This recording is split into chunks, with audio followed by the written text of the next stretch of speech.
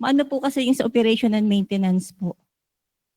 Pero paano ma'am? Paano ang pangalan po ng co-op na i-create? Another name? Another name po, another registration po.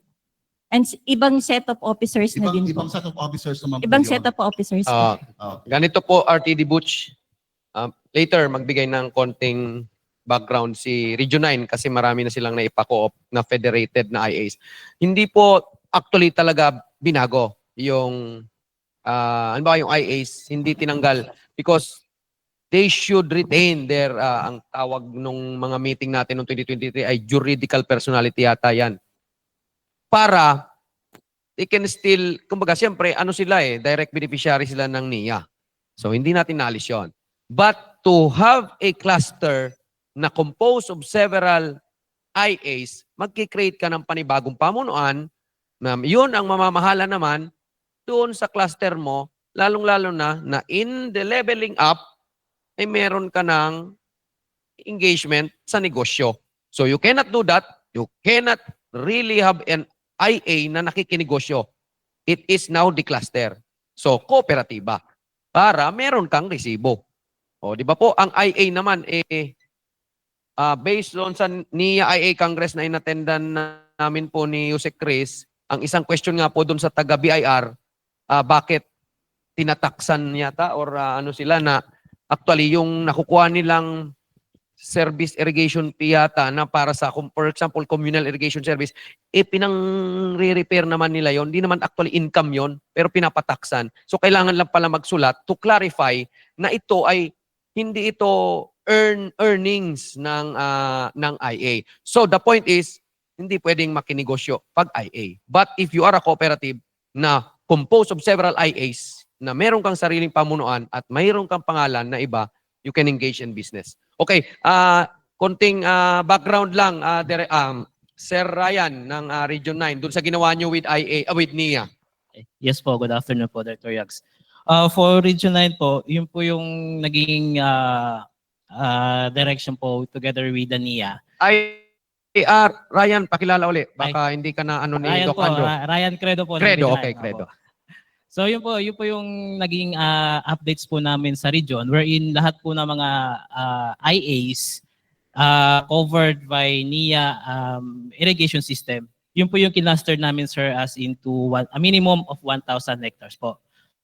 So after those po, with a series of meetings together with NIA, yung mga associations na yun, kasi halos po, sir, is na-cover nila yung area po ng irrigation namin sa region, halos na-cover na po ni NIA. So yun po yung naging clustered areas nila into 1,000, a minimum of 1,000 po.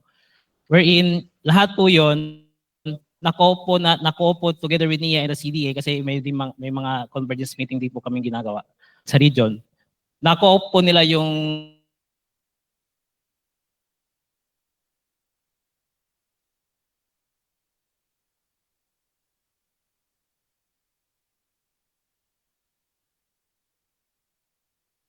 NIS po natin sa NIS and the CIS.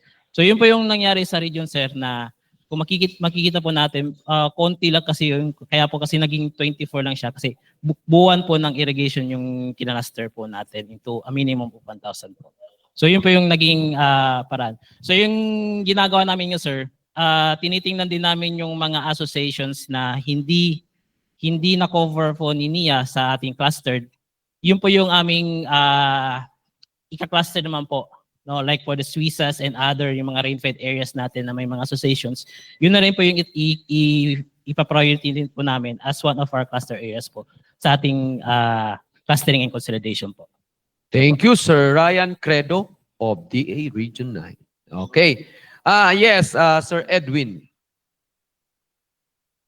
Kaya nagko-cooperative itong mga IAs na yan, it's because of loan. Hindi pwedeng kautangan ng bangko yung IA, association or FCA lang. Kailangan cooperative, but that's the minimum. Kaya nga, cooperative na naman ang battle cry natin dyan dahil nire-remedyuhan para makahiram doon sa bangko. And then, with respect also sa Republic Act 95-20 ata doon sa cooperative, related yan sa sinasabi mo na tax ulit. Kaya nagko-cooperative para makapag-business at saka yung sa tax Yes, related. yes. Future forward-looking tayo.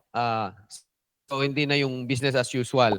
That's why yun nga, later, after ni Ma'am Maricel, meron po tayong kasamahan from CDA to shed some light also pertaining to that. And basically, alam naman po natin nung ating first national clustering workshop in Corimao, Ilocos Norte, nabanggit doon na may mga programa ang CDA na may kaakibat na cash incentives na binibigay din sa mga cooperatives. So that's why isa yan sa gusto nating mangyari. And that's why also we are currently pushing for the creation of ACED.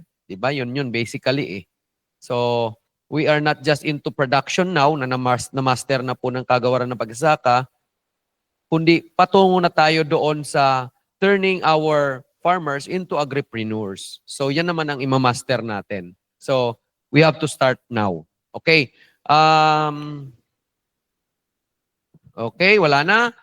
Okay, so palakpakan po natin Ma'am Maricel ng NIA under the Institutional Development Division. Thank you.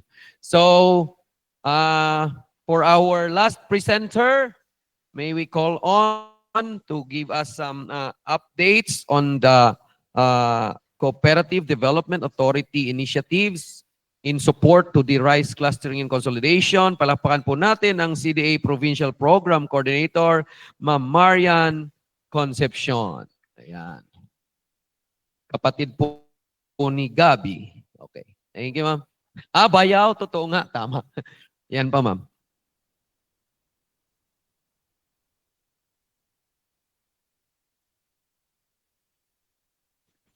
Hello. Yan.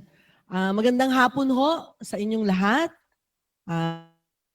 In behalf of our Regional Director of CDA Mimaropa, Mr. Alberto Sabarias.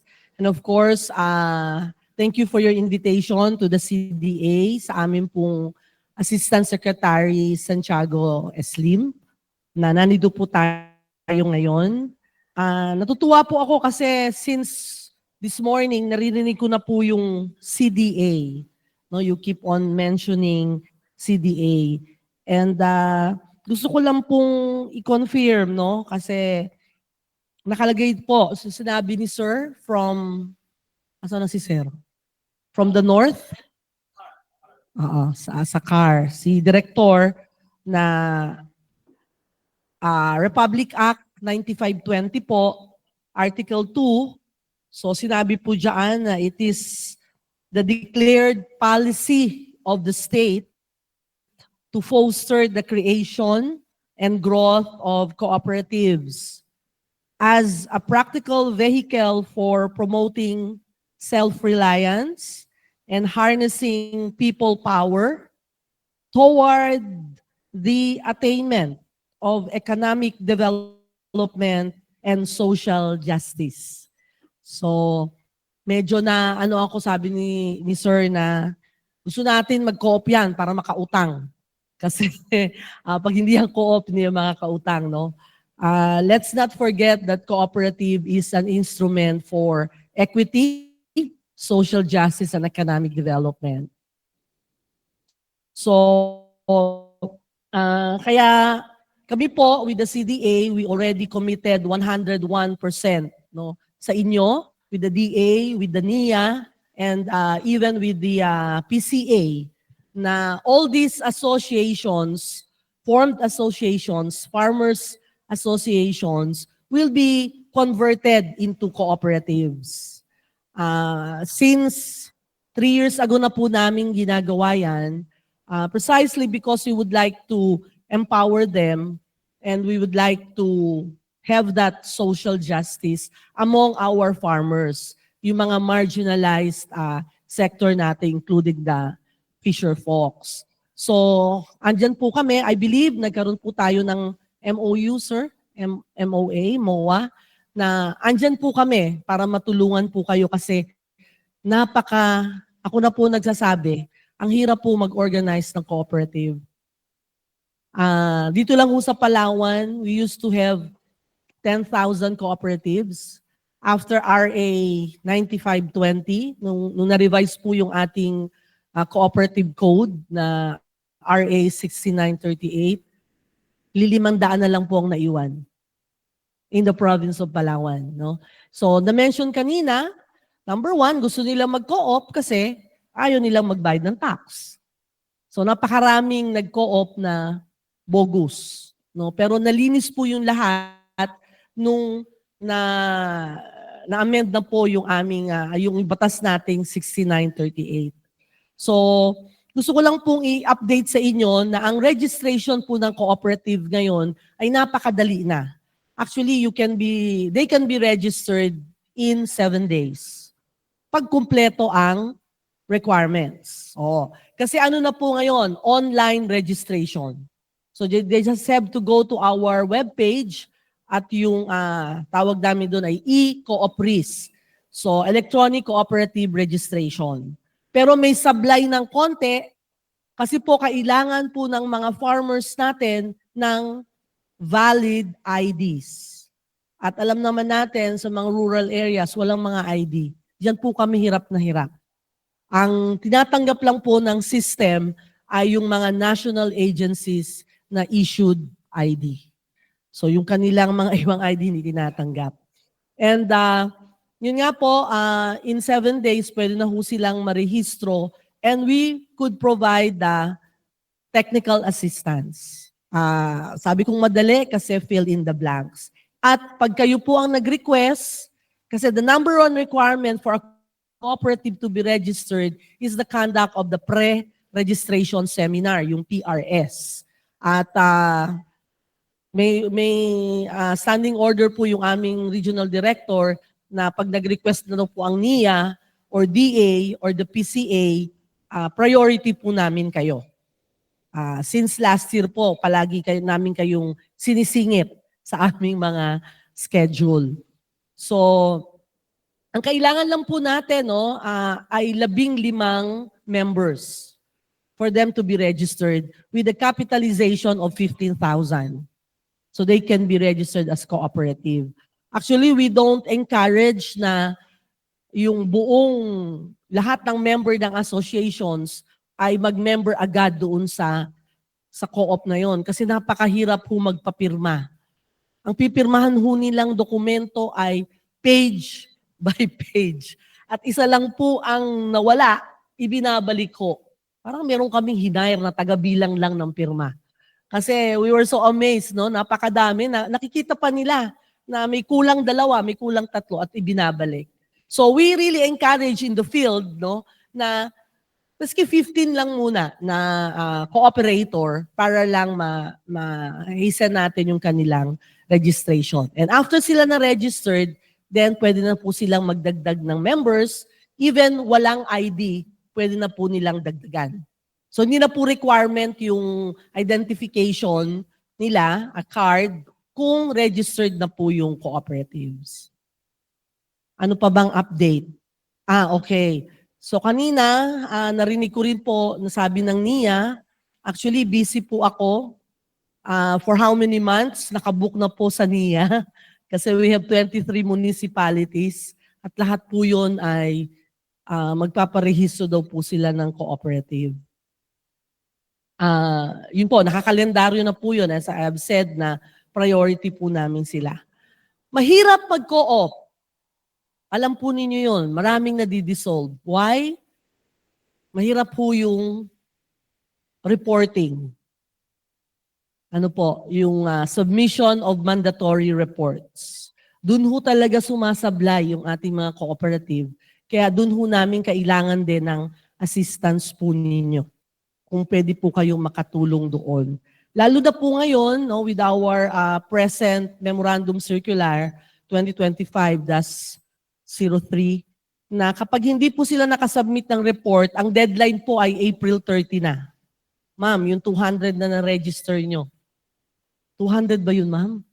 So mag-submit na po sila ng report on or before April 30. Within 15 days, pag hindi sila nakasubmit, papadala na po sila ng notice of non-submission. And after 15 days, kung hindi sila nakasagot, papadala na po sila ng show cause order. At after 15 days at hindi pa sila nakapagpaliwanag bakit hindi sila i-dissolve because of non-submission, may revocation na po of the COR. Yan po yung latest. Baka po hindi pa nyo narinig. Kapapadala lang sa amin ng MC. So, yun po sana na i-convert natin into a cooperative or ile-level up natin to cooperative.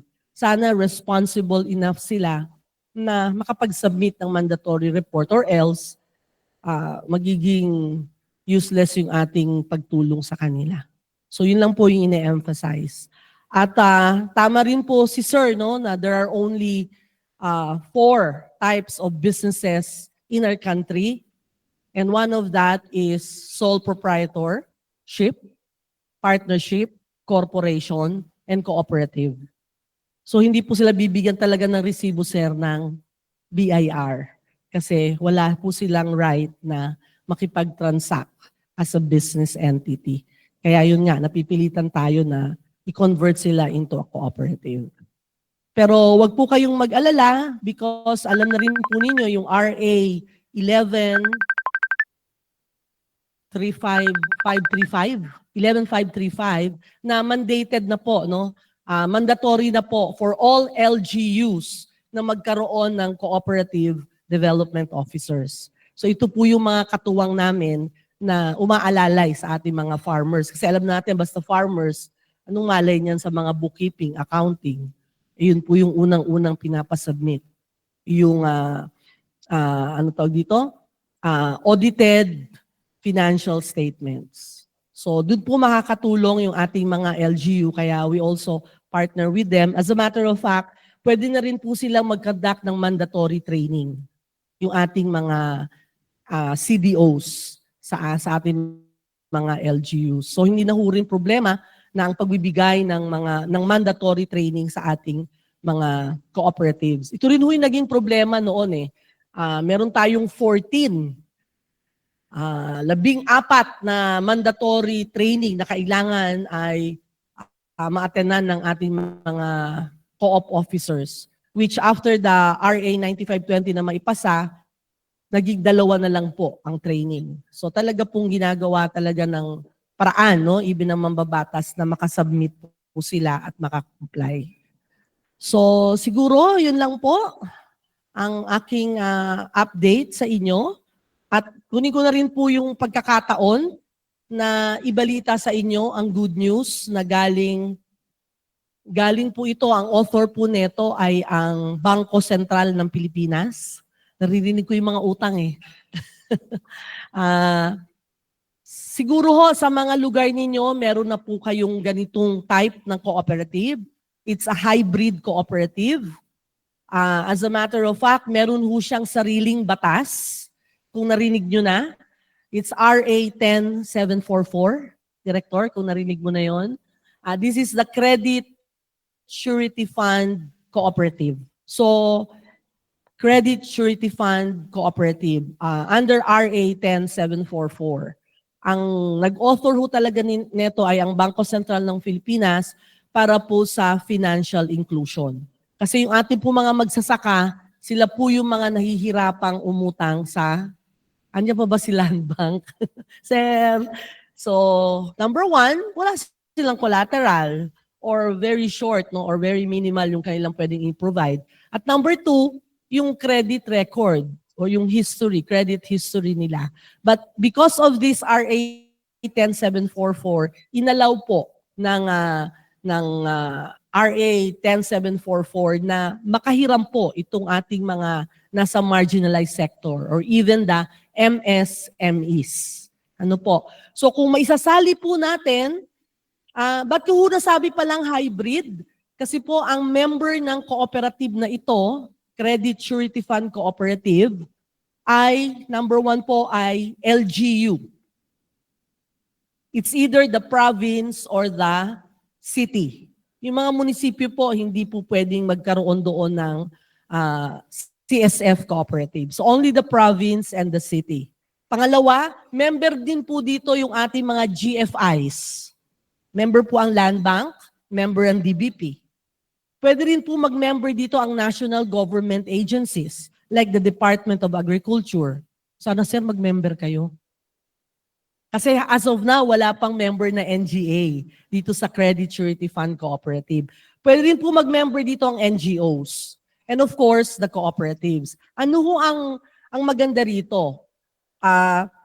Ang lowest, no, ang minimum contribution to the CSF ay 100,000.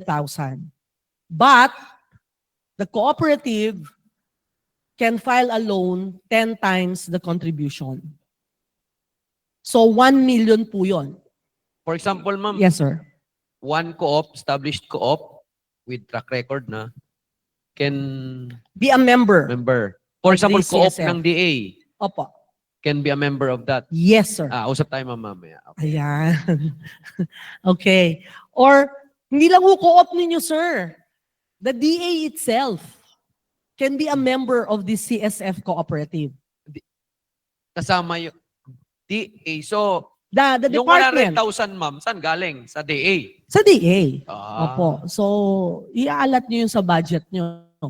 How, I 100 do not know. One time, big time lang nabigayan, ma'am. Pwede rin nyo itong i-capital build up. Pwede nyo dagdagan in time. Mm. Pero ang minimum contribution po dito ay 100,000. Yo. At ang maganda, makakautang po kayo times 10 of your contribution. Yung mga DA co-op dyan. Ayan. Pero meron din pong isang criteria, ayoko namang i-deceive kayo. Ang pwede lang po maging member dito, aside from being a contributor of 100,000, ay dapat ho ay well-managed and well-capitalized cooperative. So hindi po pwede yung... Kaya ma'am sabi ko po, Gewang-gewang. well-established with track record. Yes, sir. Okay, That's it. tama. So ang term po na ginamit sa RA 10744 ay well-managed and well-capitalized. At uutang po kayo sa land bank or sa DBPD, hindi na po hihinga ng collateral. Hindi na po kailangan ng collateral. Kasi ang negosyo po ng Credit Surety Fund Cooperative ay the issuance of surety cover. Yun lang ho yung negosyo niya. Mag-i-issue siya ng surety agreement na in case of default o mag-pass due, ang magbabayad ng utang nung borrower na yon ay yung CSF through the surety cover. Kaya po naging member ang LGU kasi ang LGU po ay tatapatan niya kung magkano yung contribution ng mga kooperatiba sa CSF Co-op. Example po dito, ang Puerto Princesa City ay nag-contribute that time sa ang aming ex-mayor Hagedorn ng 5 million. Kasi nakabuo po ang land bank po ay nagbigay ng 3 million. So ang nabuo ng mga co-op ay more or less mga 2 point something million. So tinapatan po ito ng LGU ng 5 million. At magandang example po yung isang transport co-op namin sa Puerto Princesa, yung naghahatid po sa inyo sa underground river, nagbigay po siya ng contribution na 1 million, nakautang po siya ng 14.4 million. And our land bank can verify that. At 5% interest per annum. At yung Sabang Sea Ferry, yun pong underground river, naghahatid naman ng mga bisita sa pamamagitan ng bangka. During the Odette, lahat po ng bangka nila ay na-wipe out. Talaga hong nawala. At ang CSF Cooperative po ang tumulong sa kanila at nakautang po sila ng 4.5 million. Again, 5% interest per annum. So, ito ho yung mga magandang balita. So, sana ho, kung meron kayong ma-organize at marihistrong mga farmers cooperative, ito ho yung tinitingnan namin na pwedeng tumulong sa kanila. Pero dapat nga is well managed and well capitalized. Okay po? So, yes sir. Director. Okay. Meron ho yatang tanong si sir. Okay.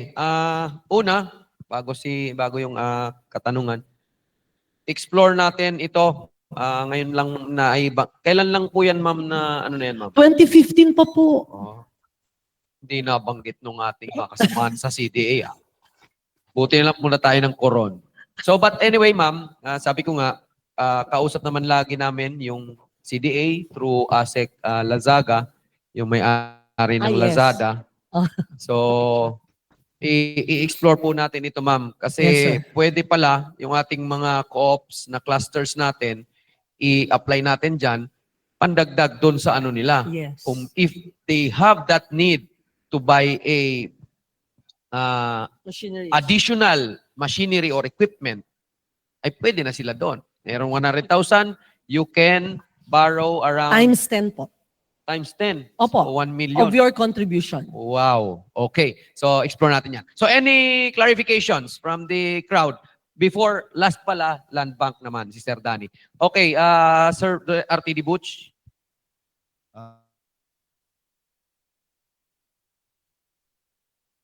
Noon ay 10,000 po ang kooperatiba na rehistrado. At ngayon po ay naging 500 na lang. So yung failure rate ay medyo mataas po, no? Pero hindi naman po kayo ang ganun lang ang case, no? Even in our province, in our region, ay marami pong nag-fail na kooperatiba. Kaya po, meron po bang ginagawa ngayon ang CDA na kung saan ina-encourage po natin ang mga state colleges and universities, even the private universities, to create a course na ang course po niya ay BS in Cooperative Development. Kasi sa ngayon talaga, kooperatiba na lang talaga ang pag-asa ng mga maliliit na mga magsaka. Kaya nga ang shortest explanation nga eh, Farmers Corporation. Kaya i-encourage po namin talaga na mag-join sila sa mga kooperatiba. But, you know, importante po kasi ay leadership and the management. Kung wala na pong trust and confidence sa leadership, sa management, wala na pong magpapatronize, wala na pong magiging membro o stop na. At hindi na rin po sila uutang or whatsoever, magipag-participate. Kaya kailangan po talaga ng manpower development. At sana yung ating mga tao doon sa mga kooperatiba ay well-versed doon sa mga cooperative principles. Ang tanong ko ma'am, babalikan ko po. Meron po ba kayong ginagawa ngayon na encourage ang mga state colleges and universities to offer BS in cooperative development? Thank you, sir, sa inyong katanungan. Napaka-timely. Actually, during the administration pa po ni Yusek Encabo, I believe you've met him, Joseph Encabo, talaga hong ina-encourage yung ating mga universities. Actually, nakikipag-partner na po kami sa academe this time. We started with entering into a MOA with them na sila po, yung state universities na po, ang magte-train sa mga training provider ng cooperatives. Yun po yung isang ginawa nilang initiative. Like in Palawan, meron na ho kaming MOA with the Western Philippines University.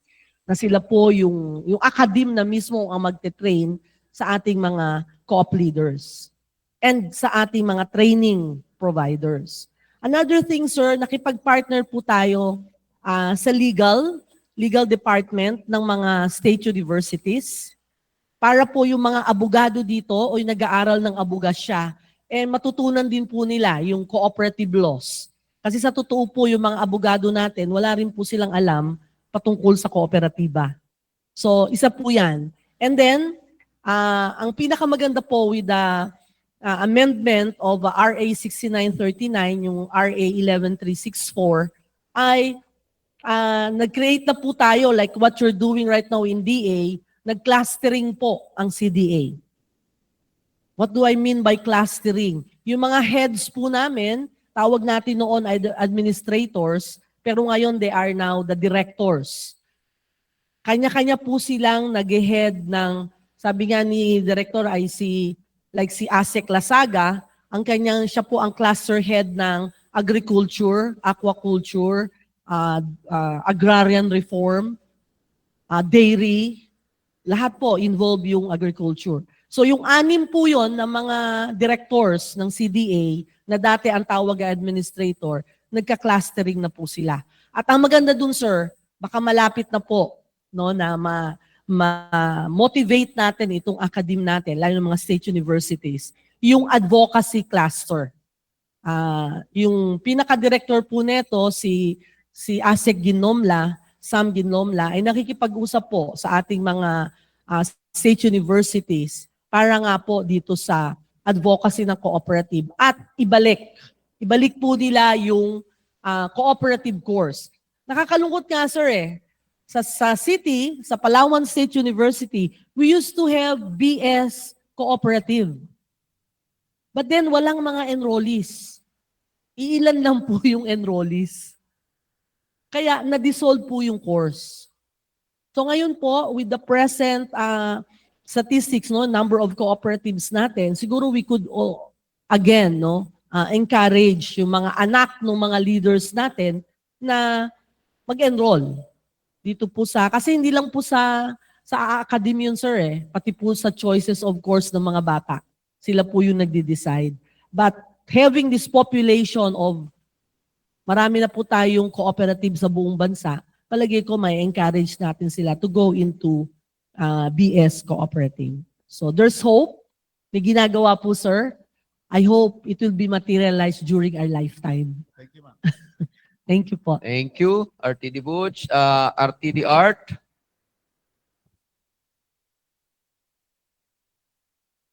Thank you, ma'am, for that presentation. Ma'am, I think everybody's aware, even CDA siguro, that majority ng mga clients ng Department of Agriculture are Farmers Cooperative and Association. Tama po ba? Yes sir. Yeah. So our clients there, we are providing them with different interventions dahil nakita ng Department of Agriculture na kailangan nila. Tama po ba, ma'am? Yes sir. Totoo po yan. Under the rice tarification law po, wherein importation of rice is deregulated po, sa Region 3, nagkaroon kami ng experience, ma'am, na nung kinoconsolidate namin yung mga nag-import ng bigas, some of them are agricultural cooperatives. And then comes we dig deeper in terms of their capability to import. Kung titingnan mo, ma'am, wala silang capability to import. Pero nakita namin po that they are being used or nagpagamit sila doon sa mga malalaking importer just to save on taxes. So, kumbaga, minamulip lang po sila for a maliit na ganansya sa kanila, pero tinitake advantage sila because of the tax exception. Yes sir. Ngayon po, mayroon po bang ginagawa ang CDA regarding dito? To sanctions, yung mga kooperatiba na nagpapagamit para lang ma-take advantage yung mga tax exemptions para sa mga kooperatiba natin? Totoo po yan. Pero that happened in the past. Kasi wala na po tayong importation of rice through the cooperatives. Ano ito yung NFA? May NFA po tayo. Ayan, di po ba? Tinanggal na po yan. Actually, ang una pong ginawa ng CDA, hindi na po nag-i-issue ng Certificate of Good Standing. Naging malaking kontrobersya po ito. At kaso, actually, nagkaroon pa ng Senate hearing dito and congressional hearing. At hindi lang po sa region ninyo, lalo na po sa Region 4B. That time 4 lang yan, Region 4. Because of the Mindoro. Alam natin sa Mindoro, marami talagang farmers cooperative dyan. O nagaganon si Landbank. Totoo po yan. So ang unang ginawa ng CDA, nung nalaman yan, at nakita po namin yan sa inspection namin. Nagtataka kami, bakit yung capital share ng mga members biglang nag-triple, quadruple? Pinalakihan ho nila yung capital share to provide the equity. Di po ba? So ang laki hong blunder ang ginawa ng mga kooperatibang ito just to have, ano yun? Sa Bisaya, sinsilyo. Ang liit lang ho ng barya lang ang binibigay sa kanila pero pinatulan po nila ito. So nakita po yan ng CDA, kaya CDA started not to issue certificate of good standing pa po noon dito sa mga co-op na ito. At kaya po nag-stop yun. At pinatawag po ito mga kooperatiba na ito, I think sa Congress and sa Senate. And that was the solution. Kaya ngayon po, wala na kayong makikita na kooperatiba na involved dito sa rice importation. At ang nakikinabang lang po dito, hindi ho yung buong co-op, yung coordinator lang. Yung coordinator lang po ang yumayaman. Mali, mali. Mali ba, sir? Mali yan, mali yan. So yun, sir, wag na kayong kabahan kasi for your information din po, every year, CDA is conducting on-site and off-site inspection.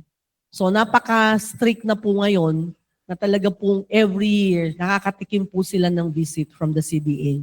At if they refuse to act on their violation, kasunod na po agad ang show cause order. Willful violation po. Just last year, again, only in Palawan, meron po kaming 307 na kinancel na cooperatives.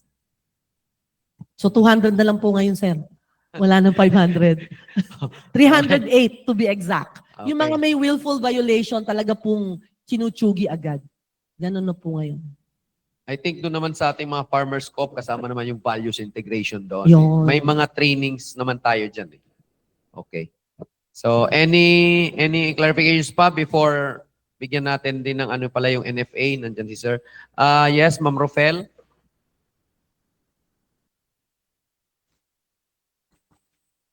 Daya nung director ko Bakit ako yung iniihaw nyo?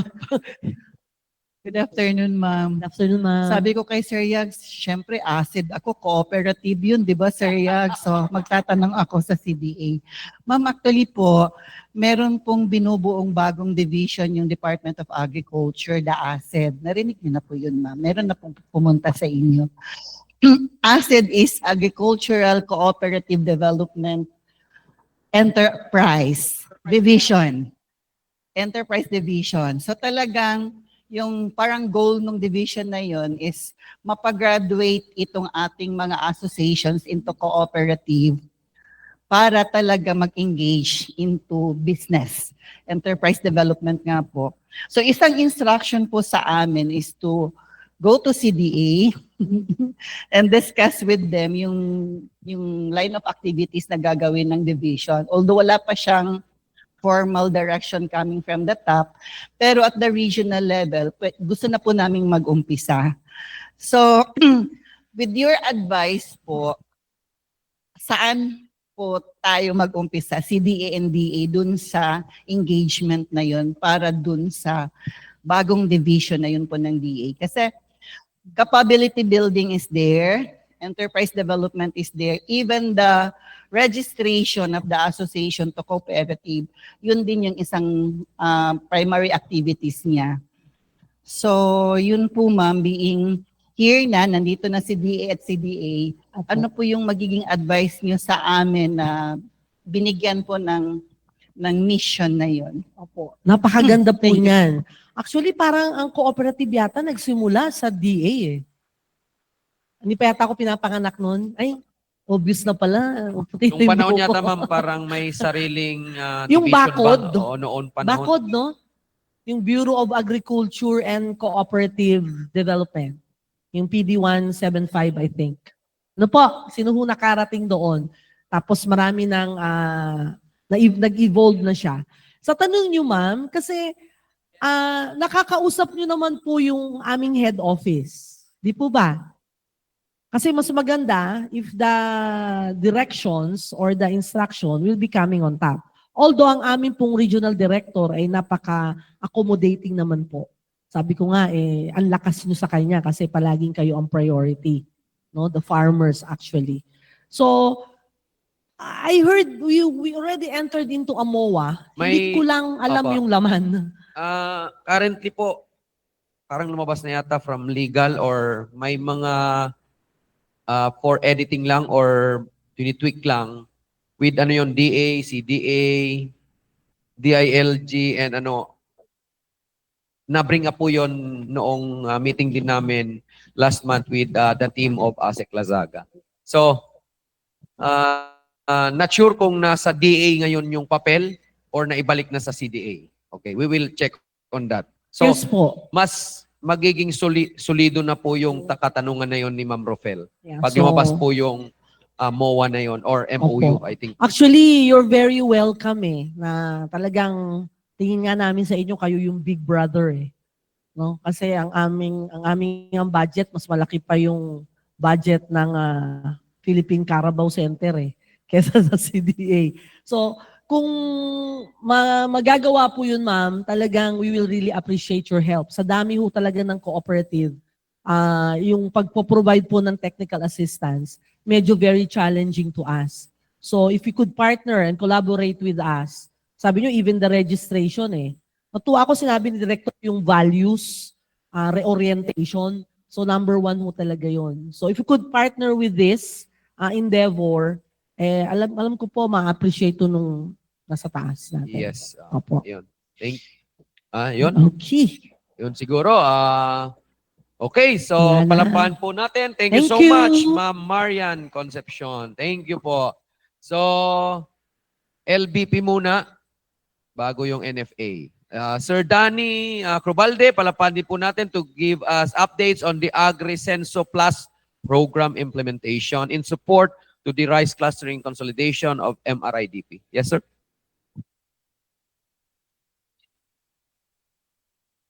Hello. Good afternoon, everyone. Okay. Sir Yags at Director, thank you for the opportunity na makapagbigay ng update po sa AgriSenso Plus. Okay. Ang land bank po ay dati nang for so many years, 60 years, are already in partnership and supporting the agriculture. Now, last year po, gusto ko pong ipaalam sa inyo na ang land bank decided na i-rationalize lahat ng lending program. When we say rationalize, hanggat maaari gawin na lang isa. Kung naririnig nyo po ang mga sikat saka program before, so wala na po yan. Meron na po tayong tinawag na AgriSenso Plus lending program. Ang AgriSenso po, ang AgriSenso Plus, ito po yung banner program ng Land Bank pagdating sa agriculture. Banner program, andito po lahat ang pwedeng tulungan ng Land Bank. Ngayon, gusto ko pong sabihin sa inyo na nung nilaunch ito last year, last May, yung AgriSenso, hanggang sa ngayon, nag-release na po ang Land Bank around 833 million, benefiting 4,300 or 800 plus farmers. Ang target po namin is 10,000 farmers for year 2025. So nasa 4,000 plus na kami ngayon. Now, ano po ang benefit ng mag-a-avail at kung sino-sino po ang pwedeng mag-avail ng AgriSenso? Una po, lahat po ng maliliit na magsasaka na may sinasakang lupang 5 hectares and below, lahat po ng maliliit na mangingisda pwedeng manghiram sa AgriSenso Plus.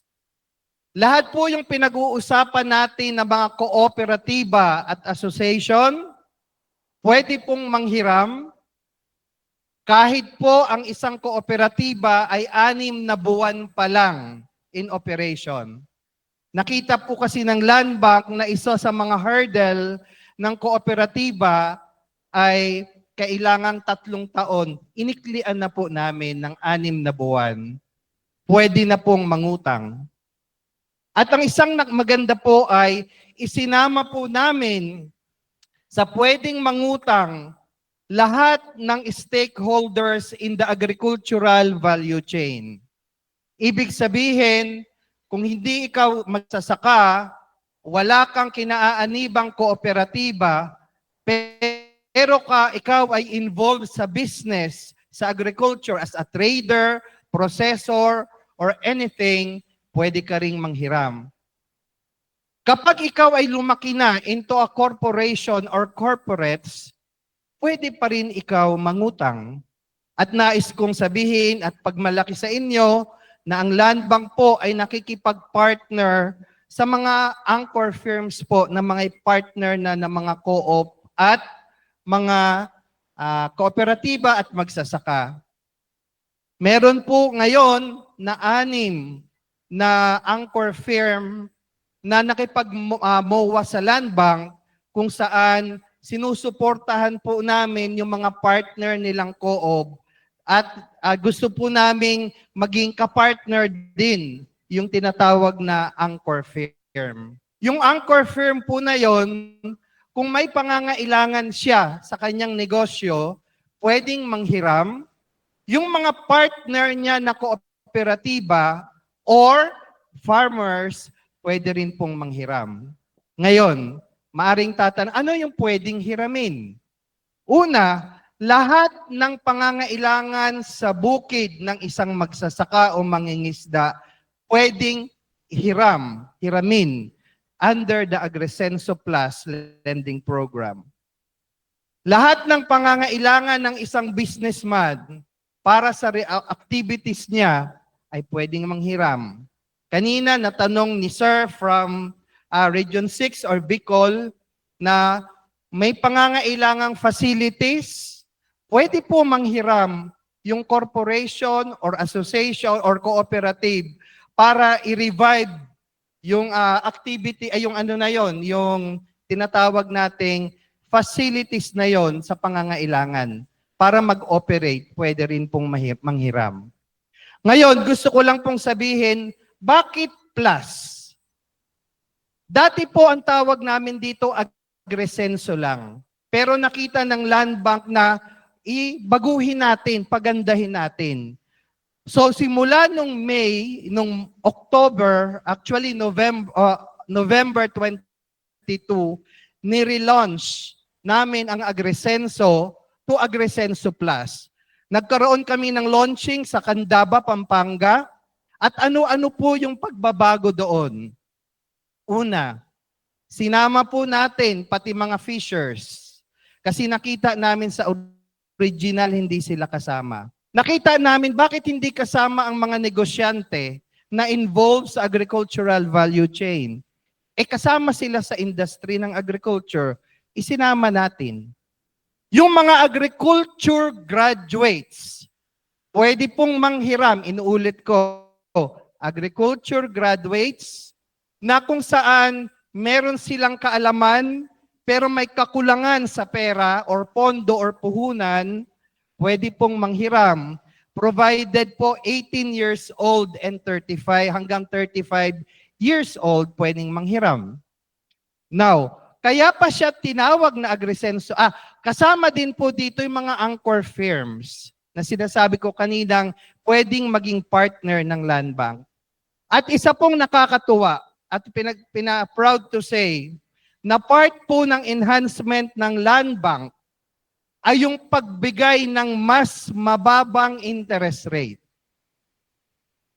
Alam niyo po ba na ang interest rate ng Agresenso Plus para sa small farmers at fisher at sa mga agrarian reform beneficiaries ay 4% per annum fixed. Inuulit ko po, 4% per annum fixed. Kadagdagan po doon sa mababang interes. Meron pong insurance, di ba, na nakatuck-in pag-production sa PCIC, dinagdagan ng Land Bank. Free life insurance. Free credit life insurance. Walang babayaran ang farmers. Land Bank po ang mag-a-absorb. Now, pabaring tanungin ninyo, magkakano ba yan? Baka konti lang.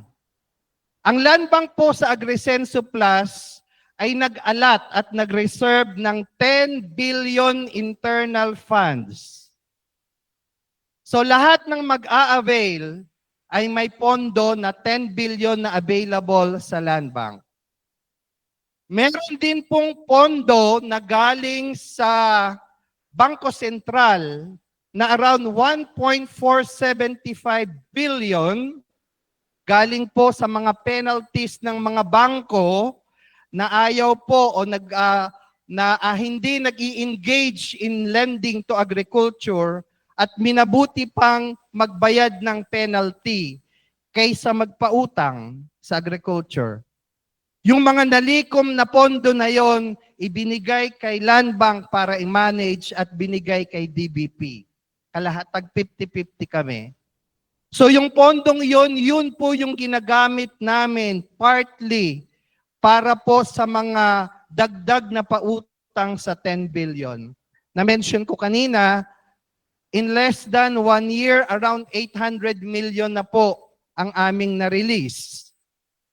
At isa pa po, so meron po tayong continuing funds. Hindi po kami dependent sa pondo ng national government. Because ang inalat na pondo ng Land Bank ay sarili niyang pondo.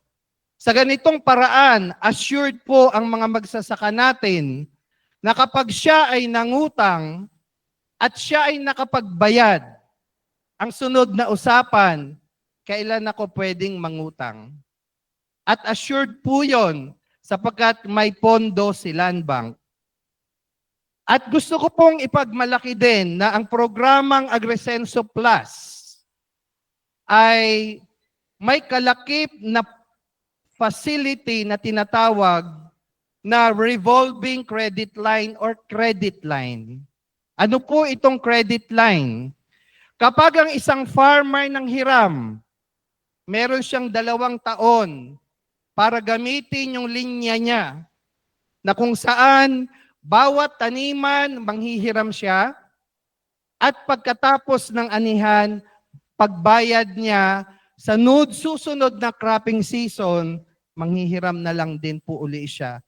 So kung 2 beses sa isang taon, 2 taon ang 4 na cropping, pwede niyang gamitin paulit-ulit ang credit line na binigay ng Land Bank sa kanya. At meron na po kaming approve ng board na kung saan yung credit line po na binigay namin sa kanya ay hindi na po mag-e-expire habang buhay siya. Bago? Yes. First time. Yun nga lang, medyo nire-ready pa namin ang system namin na kung saan, kung halimbawa ang isang magsasaka ay binigyan ng 200,000 credit line, hanggang nagsasaka siya, andyan ang credit line. Hindi siya magpa-process. Every year, ang gagawin lang, ihingi lang tayo ng endorsement sa MAU na talagang nagsasaka pa rin siya ng ganitong hektarya. At gagawin din po natin na to check, baka later, through the cellphone, katulad sa GSIS, ibabalidate lang namin, pipikit siguro, umulat, na siya ay buhay, so may detector doon. So ma-assure natin na buhay ang borrower. Okay. Yun po ang magagandang features ng Agresenso Lending Program. At Land Bank po ay meron pong 60 na lending center na nakaantabay para asistihan ang ating mga farmers or beneficiaries. Tanong, magkakano ang pwedeng utangin?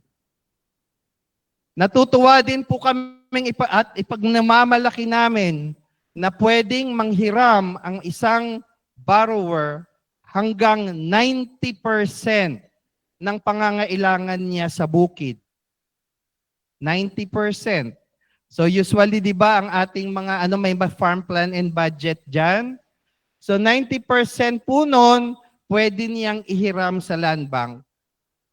Sa mga pagsusuri natin, pagsasaliksik, isa sa nakita, ang sinasabing limited access to credit. Ito na po yung sagot. Kapag ang pangangailangan niya ay facilities, equipment, hand tractor, kailangan niya ng makina sa bukid, kung ano po yung halaga nun hanggang 80%, pwedeng utangin. So 20% lang po yung magiging share niya. At habang andun yung loan, merong siyang insurance. So ang dami pong insurance. Kung tanim, may insurance si PCIC, may life insurance. Yun nga lang po, nakakatuwa or nakakalungkot din na maa-avail niya ang benefit ng life insurance. Actually, hindi siya. yung pamilya niya. Kasi mabibigyan siya ng life insurance ang pamilya niya kung siya ay pumanaw, pero may insurance pa rin. Ang credit life insurance, credit life, ano po yon? Ito po ay sumasagot sa kanyang pagkakautang sa land bank. Kung may nangyari uli sa kanya, lahat ng kanyang utang bayad because of the credit life insurance. At habang siya ay may outstanding loan, ang life insurance coverage, credit life nandyan, wala po siyang babayaran na kahit piso na insurance premium. Wala po akong alam na may ganyang insurance package na meron ka ng life insurance, may credit life insurance ka, nang wala kang binabayaran. Ngayon po, kapag ang land bank po, ito po yung programa na readily available at nilalaunch namin buong Pilipinas. Next week sana, meron kami sa Mindanao na igagawin sa Bukidnon. Nagkaroon na rin po kami sa Pampanga, sa Cagayan, sa Batanes, sa Isabela, at tinitingnan natin sa Iloilo, tuloy-tuloy po yan na ilo-launch namin. Ngayon, baka sabihin nyong, baka naman mahirap yung mga requirements. No. Ang aming, at baka sabihin nyo, baka naman hindi makautang dahil kailangan ng collateral. No again. Wala pong collateral ang mangungutang na ang paggagamitin niya ay production. Walang collateral. Yun nga lang, ang mag-a-avail dapat ay walang record ng hindi siya nagbayad sa ibang mga financial institution. Okay? So yun yung sinasabi na nag-provide na po ang Land Bank ng isang mas maalwan na programa na makatutulong sa ating mga magsasaka at mangingisda. We are supporting the initiatives of the MRIDP in as far as clustering and consolidation is concerned. Yung nabanggit po kanina na magko-kooperatiba, yung mga irrigators association or farmers group, we support that and we will support the requirements po ng organization, ng kooperatiba, na kung saan makakahiram sila ng mababang interes na wala pong collateral. Maari lang po kayo magtanong, kung traktora, yun, may collateral yun kasi may object of financing. Bibili ng facilities, magpapagawa, itatayo sa lupa, sa isang lupa, yes, may collateral yon. Pero kung ang paggagamitan ay pagtatanim sa bukid, wala pong collateral.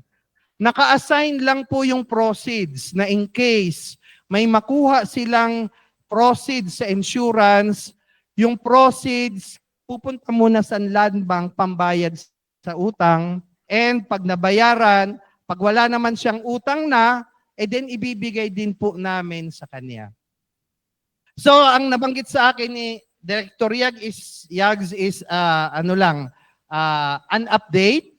So ito po yung update na binibigay ko po sa inyo na land bank, katulad din po ng DBP, na kung saan may agripihunan, sa land bank po na may Agrasenso Plus lending program. Ang kaibahan lang po sa land bank, itong programa ng Agrasenso Plus is conclusive or inclusive program. Hindi lang sa rice farmers, hindi lang sa farmers, but all stakeholders in the agricultural value chain pwedeng manghiram dito. Sabi ko nga, kasama ang mga agriculture graduates. Kasi gusto po ng land bank na bumalik yung mga kabataan sa bukid. At alam naman natin na ang graduates ay maaring puno ng kaalaman pero kulang sa puhunan. Kung ano man yung pangangailangan niya, even yung pambili ng lupa, pangbayad sa lease, pwedeng ihiram sa Agresenso Plus. Yung mga gagawin niyang technology advancement na i-introduce niya sa kanyang maliit na farm, pwede niyang hiramin up to 90%, up to 80%. Pwede yon pag may bibilhing equipment or machineries. At nagpapasalamat po kami sa DA, sa NIA, sa CDA, sa lahat ng agency na isinasama po ang Land Bank sa inyong mga katulad nito para ma-explain po namin at maiparating sa pamamagitan nyo na nandito po ang Land Bank para tumulong.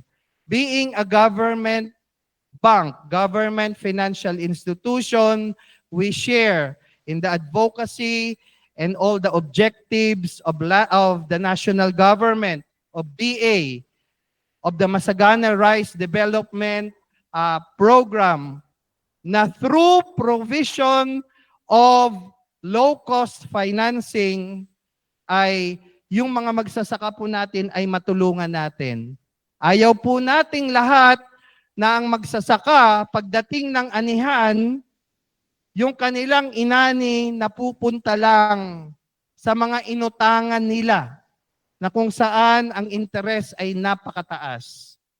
Salamat din po sa aming mga anchor firms, sa mga partners namin. Nandiyan ang Tao Foods, Sarisuki, nandiyan po yung Kita PH. Last week lang po, nakipag-MOA na po ang Land Bank sa Utak, yung United Tillers Agriculture Cooperative in Isabela. Tama ba? Cagayan ba? Lalo Cagayan na maging anchor firm po namin ng Land Bank. Kasi alam po natin na itong mga malalaking organization na to ay may mga established partnership na. We want to fund yung requirements ng anchor firm, pati po yung requirements ng kanilang partners para po lalo pa pong lumaki ang ating produksyon ng palay at bigas. At ito po yung tulong na binibigay ng Land Bank. At marami pong, bago ko tapusin, muli po, Director Yag, salamat. At in-invite nyo po ang Land Bank para sa pagsasamang ito para maipaliwanag po ang programa ng Land Bank na Agresenso Plus. Maraming salamat po at magandang hapon. Thank you, Sir Danny. So any clarifications po? Actually, napaganda. Ang dami pong in-emphasize, binanggit po ni Sir Danny na pwedeng manghiram. Wala siyang sinabing isauli. Okay. So, yun ang maganda, di ba? Hiram, i-grab natin yung opportunity. Director, sabi ko, hiram, bayad, Ganun. Okay. bayad. O, kasi diba sa probinsya, pero nga ng pala, brother. Aba, kung ikaw na may kailangan, wala yung pala. Kasi nandun pa sa kapitbahay. So baka pwede rin ito. Manghiram ka lang, ayan mo na, may insurance ka pa, di ba? So, pwede pa lang manghiram, pero may isa sa uli din. Okay, any clarifications? Yes, Doc Val, pakibigyan uli ng jacket doon sa banda doon. Takbo. Magandang hapon po. Sir, maganda rin sana na mayroong provisions doon na priority sila. Paulit po. Paulit lang po. Pakiulit. Maganda rin sana na mayroong provision na sila yung priority sa pagbebenta sa Land Bank. Kasi alam nyo, maski mataas yung animal, pero kung yung presyo ay 12, 13, 14, maski 5 tonelada naman po yung harvest natin or 6 na tonelada, baka napakalit yung, baka tamang-tama lang po na pambayad din sa utang. Pero at least kung sa Land Bank tayo at may agreement ba na baka sakali, sila lang naman yung priority kung gusto nilang priority sila na magbenta sa Land Bank. Okay. Nililinaw ko po. NFA. Ayan. Okay. Sige. Salamat po. Now, kaya sabi ko, namimili na ba kami ng palay ang Land Bank? But I get po NFA. I know sa sa I think sa isang bangko, part po yon yung market, NFA. Sir, salamat. Binigyan nyo kami ng ganyang feedback. Kasi po, ang gusto po ng Land Bank, kaya po rin kami uma-attend dito, kapag yung mga stakeholders may request, sa tingin nyong mas mapapaganda natin, open po kami dyan. Sa ngayon, sir, may partner, ito pong programa po ng Agresenso Plus. Partner po ng Land Bank dito ang DA, NIA, ACPC, at DAR. Kasi kasama ang mga ARBs. Siguro, sir, maganda rin po yung nabanggit ninyo na baka i-move namin or gumawa na ma-involve din ng NFA.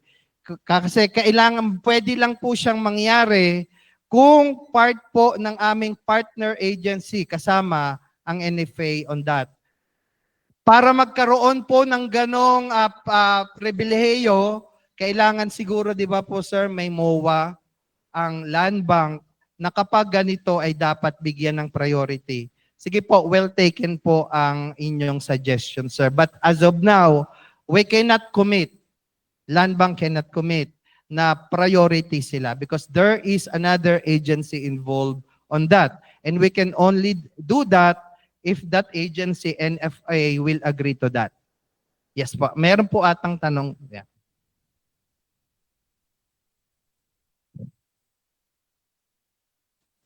Yes, Sir Edwin. Sir, with the agrisenso ng Land Bank and the agri-puhunan of DBP, pwede ba na yung dalawang programa na yan ay nai-o-offer para may option yung mga farmers or associations or cooperatives for that matter? Pwede ba na in a one location, nandyan lahat yung dalawang programa na yan so that we could offer both and hahayaan nating pipili yung cluster whichever best fit with them. And also, in a little while, bubuo yung mga rice vocals ng cooperatives with Dr. Marvin as the manager and Doc Lowell and Sir Earl as the board of director. Tapos uutang kami na rice vocal. In 7 days, sabi ni Madam CDA kanina, in 7 days. Okay.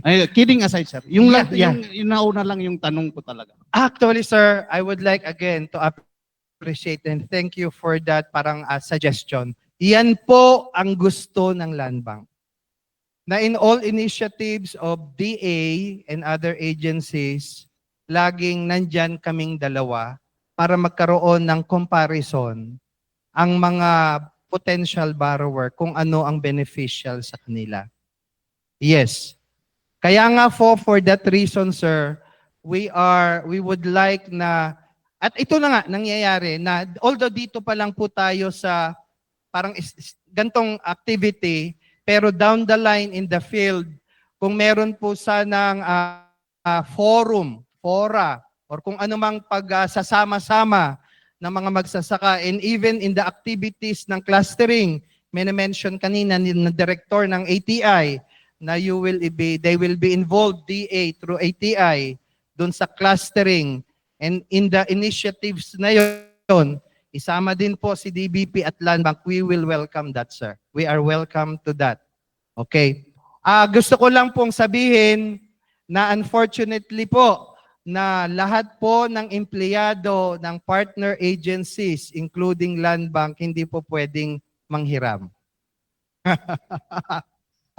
Pero mga regular employees po, no? But, asawa, hindi ko masagot, pero wala, hindi naman po sinabi. Ang sinasabi lang, empleyado ng partner agency. Okay. Sa amin po, sa Land Bank, walang pwedeng manghiram. Okay, sa programang ito. Okay, May thank question you. pa. So, malinaw yon. Sige sir, ipaparating, Di- i-add ko rin po yan. Director Rem, then Ma'am Rofel. Ilan ko yung, yung sabi mo na kanina, to encourage the young farmers to, yung qualification kasi agriculture related, agriculture graduate. Yes. Yes po. Meron po tayong na out of school who have been involved in farming na graduate interns ni ATI. Like yung sa organic agriculture, soon, corn internship, then may international internship program sa Taiwan and Japan. Baka pwedeng Isama. consider din sila. Okay, sige po. Titingnan po natin, ma'am. Thank you for that. Pero gusto ko lang pong linawin, ito pang mga internship training through ATI and other related providers, gaano po katagal yung training nila? Yung internship program is 11 months. 11 months. Yung sa organic agriculture, 2 years. 2 years. Pero po, ang isang tanong ko rin po, ito po bang graduates na to by nature, sila po ay registered, registered with RSBSA. Kaya ko siya tinatanong, ma'am, kasi even if hindi pa sa ngayon kasama yon, pero being registered in RSBSA, that entitles them to avail of the program. Being a small farmer and fisher. Ang requirement lang po, registered with RSBSA. Dapat sa small farmers and ARBs, registered ka sa RSBSA. Nakapag-attend ka ng training, financial literacy or any related agriculture training. At halos yun lang, ma'am, basic naman. May proof ka lang na ikaw yung lupang sinasakop mo ay may karapatan ka doon sa sinasakop mo, not necessarily may-ari. Ulitin ko lang po, hindi kami hihingi ng titulo bilang collateral. Hindi kami kukuha. Hindi rin kailangan ikaw ang may-ari ng lupa bago ka makautang. Basta may ipapak-registered ka at may pakita ka lang dokumento or let's say kasunduan, agreement na ikaw ang nagsasaka sa lupang iyon, pwede po yung hihingin namin. At dapat wala kang existing na pagkakautang sa ibang institution, ma'am, for the same project. Yes, sir. Okay po. Pwede pang additional. Kasi dito, small farmers and fishers cooperatives and association are the 4-H club and rural improvement club can be considered as a rural-based organization who are also involved in agriculture. Sa ngayon, ma'am, ang pwede lang ay registered cooperative, registered with CDA, dapat with certificate of compliance sa CDA po, no? Kailangan po 'yon, may certificate of compliance. At gusto ko pong linawin na kahit irrigators association ka or association, basta registered ka with SEC, pwede kang manghiram. Hindi po limited na co-op lang. If you are an association registered with SEC, that gives you a legal personality to borrow. And with that, you are eligible to avail of the loan program under the Agrisensa Plus. Mga SEC registered din sila. Yeah. Yung isa pa, Agri-Farm School. Agri-Farm School are registered with TESDA. Pero mayroong mga learning sites for agriculture na hindi nag-proceed to become farm school ni TESDA. Ang tanong, ma'am, pwede rin ba yon? Ma'am, I mentioned to you na hindi limited yung sa farmers lang and fishers.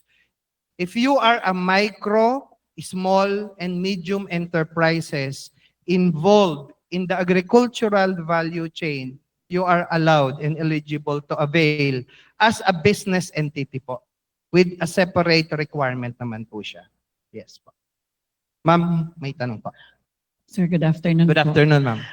Sir, meron po kaming memorandum ngayon from the Secretary na yung hindi nakabayad sa Sikat Saka, hindi bibigyan ng interventions ng lahat ng banner Ah, program. Ma'am, Effective- clarify ko, it's not Sikat Saka, it's ASEF. ASEF, oh sorry. ASEF, so paso siya dun sa mga interventions ng DA. Yes po. Effective din siya dito, sir, sa Agrisenso. Okay. And then, pwedeng magdiretsuhin ko na Sige, lang ma'am, yung follow-up, what if yung cluster co-op namin or association, yung mag-a-apply ng loan, pero may member siya na hindi nakabayad doon sa ASEF, affected po ba yung application ng cluster? Okay, magandang Thank you, tanong sir. yan, ma'am. Una, ASEF. Alam naman natin sa DA, there is we call it order, no, ma'am? Or order na kung saan lahat ng in default, full default na mga borrowers ng ASEF, hindi bibigyan ng intervention or grant sa iba't ibang yes, is existing yun, ma'am. At yung nabanggit ko kanina, if you have an existing loan with land bank, conduits who are the cooperatives, or even other banks na past due ang status, definitely, ma'am, hindi makakautang. Okay, that answers, ma'am, the question. Number 1. Yung pangalawang tanong nyo, merong clustered organization, cooperative, na ngayon, ang members niya, that cooperative, walang utang. First time na mag-a-avail, pero reality is, some of the members are ASEF borrowers, or RCEF borrowers, or even Sikat Saka borrowers na hindi nagbayad. Makakautang ba si co-op? Yes. Pero, hindi niya pwedeng isama yung may mga past due. Okay, if in the organization there are 100 members, 5 of the members have negative or bad record, nasa default list namin, or even hindi sila kasama. The rest of the 95, they can avail. Gusto ko pong linawin, no, pag conduit lending through organization, ang ibig sabihin po nun, the organization avails a loan sa land bank in behalf ng members niya. Bibigyan namin siya ng facility, a credit line. Yung proceeds nun, ipapautang niya sa members. Tawag po natin doon, credit line re-lending. Manghihiram, ipapahiram sa members. So yung mga members, nagkaroon ng pera, ng utang, kanino siya may utang? Sa land bank? No. May utang siya sa kanyang kooperatiba, dun sa individual loan niya. Yung co-op, ang utang ni co-op yung total sa land bank. Ma'am, does that answer po? Yes, thank you. Okay, So baka thank meron you. pa po or okay na? Okay, last siguro. Ayun lang. RTD Art. Then si Doc Andrew. Okay. Last 2 questions. Sir, thank you for that presentation. Napakaganda po ang presentation. Sir, related po ito dun sa inquiry ni Ma'am Prem kanina. Kasi nung time ni former Secretary, mayroon tayong agri-youth. These agri-youth are registered sa RSPSA, aging from 13 to 30 years old. 30 years old. Ngayon po kasi mayroon tayong dito sa guidelines natin, at least 18 years old tayo. Doesn't mean na yung mga agri-youth natin na below 18, hindi po sila pwedeng maka-avail. Okay. Pero RSPSA registered po sila, sir. Okay. RSPSA registered. Ang pagkakaalam ko, yung 18 years old, yan yung requirement para they can sign. So I think that's in relation to the legal requirement po. Yun yung pagkakaalam ko and we are adapting that. Okay, sige po. Currently, sir, we are also having the Young Farmers Challenge po, no? So yung mga young farmers dito are MSME owners, or some of them are proposing some business canvas model. Yeah. Kapag hindi siya nakakuha or hindi siya nanalo sa atin, so hindi siya makaka-avail ng premium. But they have sometimes na napakaganda po yung proposal nila to have a MSME or an enterprise that is agri-fishery related po. Minsan capital po kulang nila. Yeah. Art is also qualified to join the program. Yes. Actually, kung agriculture, ano po sila? Agri-youth? But hindi sila graduates of agriculture course, agri-youth? Okay. Pero registered sila with RSBSA Tama po. Tama. as a farmer. Yes, sir. So that entitles them to avail of the loan as a small farmer. Okay. Kung kasi po yung loans for small farmers is not limited only to production. Kung merong initiative siya, pwede ibang initiative siya or pwede niyang gamitin yung proceeds for that. But kung medyo business related yung paggagamitan niya, papasok siya under yung next level na micro and small. Pasok pa rin po siya. Thank you. Maaring hindi siya papasok as an agriculture graduate because he is not a graduate of any agriculture course, but on another, pwede pa rin siya. So either a small farmer or as an MSME. Yes po. I Ayun. think, okay na po. Thank you. So last, Doc Andrew. Yes po, Doc. Sige, yung sa mga regions na nag-front load ba ng kanilang pondo, for the dry season, katulad sa case ng Region 2, sabi ni Doc Marvin, na baka 8,000 hectares na lang yung hybrid niya. So siguro, baka pwede ito, pandagdag, di ba? Meron pang available na 10 billion, di ba? 10 billion and kung kukulangin po, Land Bank has funds. Oh, baka pwede, Doc Marvin, may time pa naman. And siguro dun sa profiling baka maganda na rin kung maisama natin doon sa profiling kung yung mga farmer ay may existing loan or merong mga utang silang hindi nabayaran. Ayan. Maganda rin sigurong kasama sa profile yun.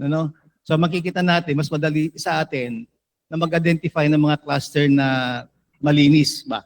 Or kukunti lang yung mga in default dun sa clusters para mailapit natin dito sa Agrisenso Plus kasi napaka ganda ng offer nila, may insurance pa. Saka nakakita ng ganyan. Oo nga po. And then for next year,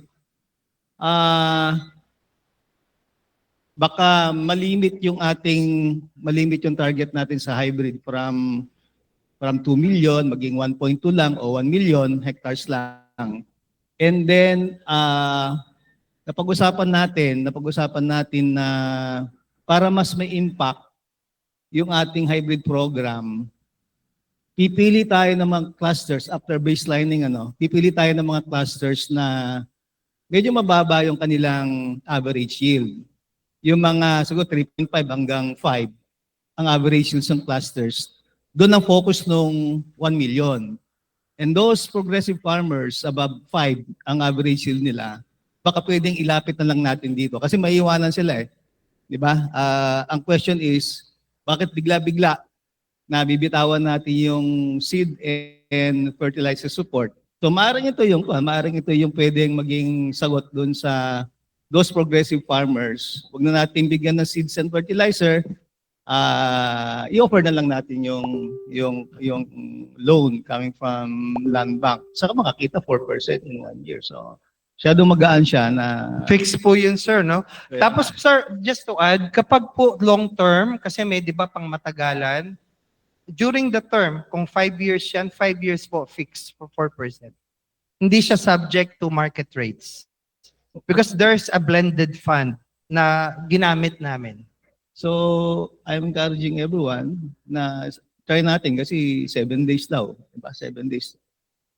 Baka talagang very accessible siya. So, let's try this na subukan natin itong bagong programa ng Agrisenso Plus ng Land Bank. So, sir, maraming Salamat po. sir, Salamat, sir. Salamat for that. Kasi, sir, Director, hindi lang po sa palay pala ang Agrisenso, ha? Lahat ng production-based, high-value crops kasama. Okay, although we are talking about rice here, if there are other production agri products na ginagamit, yun yung tinatanim, pasok din po dito. Sir, pwedeng para mas malaki yung coverage, kunyari ang isang region mag-propose ng seeds plus mas hanggang 6 bags lang ng fertilizer. Inputs lang. Ganun lang, sir. Actually, ganito po yan. Ang magpo-provide ng costing, normally po, is the karaniwan, no? Humihingi kami ng standard farm plan and budget sa Municipal Agriculture Office. Na kung saan, yun po yung pinakamabilis kunin, andun po lahat ng items ng cost.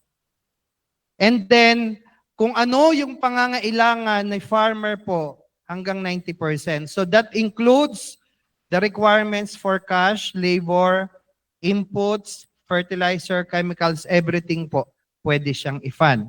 Ang tatanggalin lang, sir, yung mga composition doon na items na binigay na ni DA through seeds and fertilizer, ilalabas lang po siya.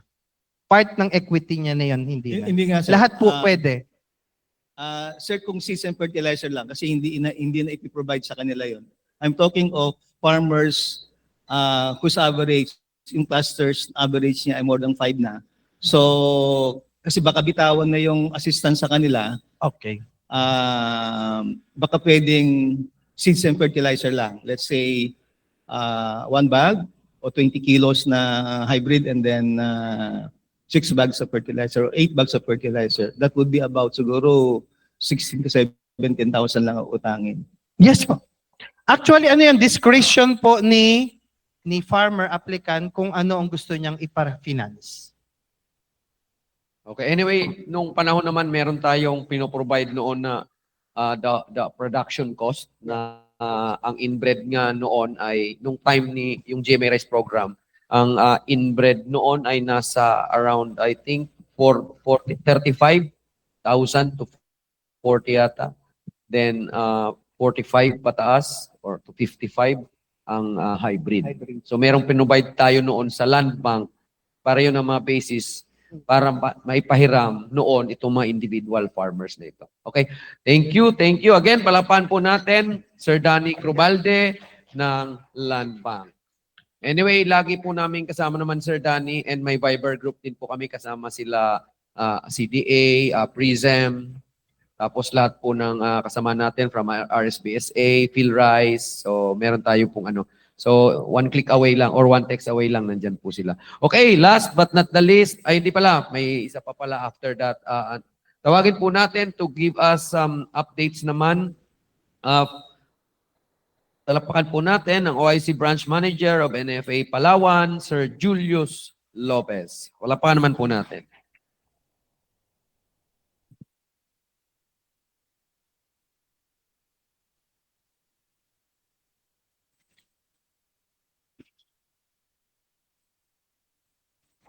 Good afternoon po sa ating lahat. Sa DA po, maraming salamat sa pag-imbita sa amin para mailahad yung aming updates doon sa aming operation sa NFA. Unang-una po ay yung aming procurement operation. Yun po ay continuous pa rin. Although meron tayong na-encounter na problems along the way,